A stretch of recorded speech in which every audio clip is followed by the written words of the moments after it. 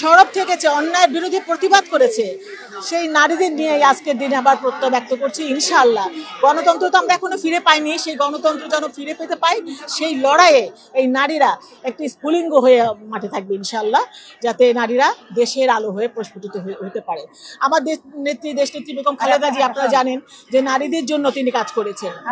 আমার শহীদ প্রেসিডেন্ট জিয়াউর রহমান, তিনি নারীদেরকে প্রত্যেকটা সেক্টরে অন্তর্ভুক্ত করেছেন, প্রাতিষ্ঠানিক ক্ষেত্রে, অর্থনৈতিক ক্ষেত্রে, দেশের রাজনৈতিক প্রত্যেকটা জায়গায় তিনি স্বনির্ভর করার চেষ্টা করেছেন। আর আমাদের এখন দেশনায়ক তারেক রহমান বলেন, নারীরা শুধু নারী নয়, নারীরা ঘরের আলো, দেশের আলো, নারীরা সমাজের আলো। সেই আলোদের নিয়েই আমরা এখন রাজপথে নেমেছি ইনশাআল্লাহ।